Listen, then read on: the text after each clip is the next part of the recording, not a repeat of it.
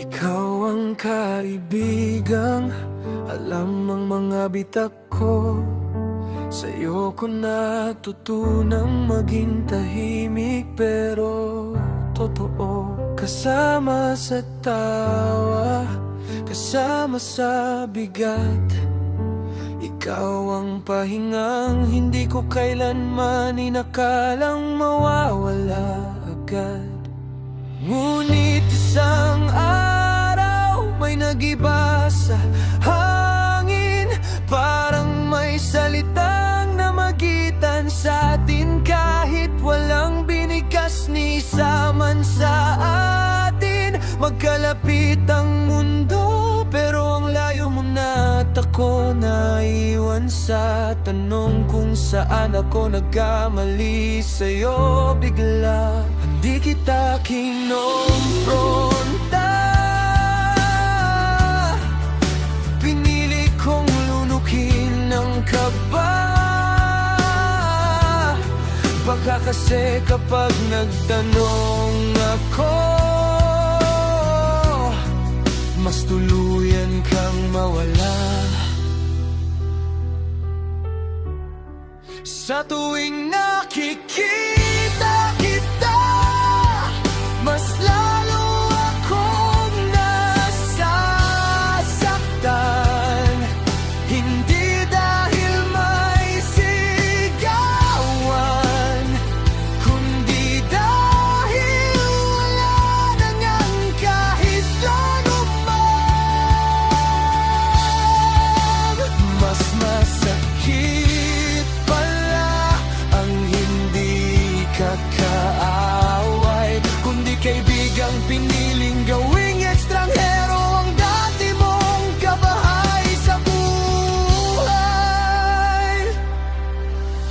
Pinag-aralan kong umiwas ng tingin, dahil bawat sulyap mo may kasamang kamusta na hindi na kailanman dadating. Gusto kitang lapitan, gusto kitang tawagin, pero bawat hakbang ko tinatalo ng takot na baka masaktan ulit. Hindi ako humingi ng paliwanag noon, akala ko lilipas din ang distansyang yun. Pero habang tumatagal, mas lumalalim at ako lang pala ang patuloy na nasasaktan sa katahimikan natin. Kung may kasalanan ako, patawad, kahit hindi ko alam kung saan ko yun hinubad. Masakit mang aminin, mas mahalaga ka pa rin kahit pinili mo na akong hindi pansinin. Sa tuwing nakikita kita, parang may kulang sa akin, parang may bahagi ng sarili kong ayaw nang umuwi sa akin.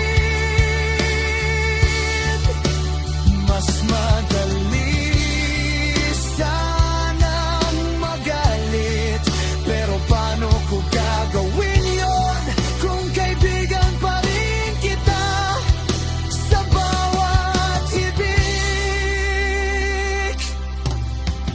Kung sakaling itanong mo kung bakit ako tahimik na, ito yon, napagod lang ang akong asa. Hindi lahat ng nawawala ay may paalam, at hindi lahat ng sakit ay kailangang ipaglaban. Sa tuwing nakikita kita, pipiliin kong maging buo, kahit may bahagi pa rin sa'yo lang talaga na uwi ang puso ko. At kung ito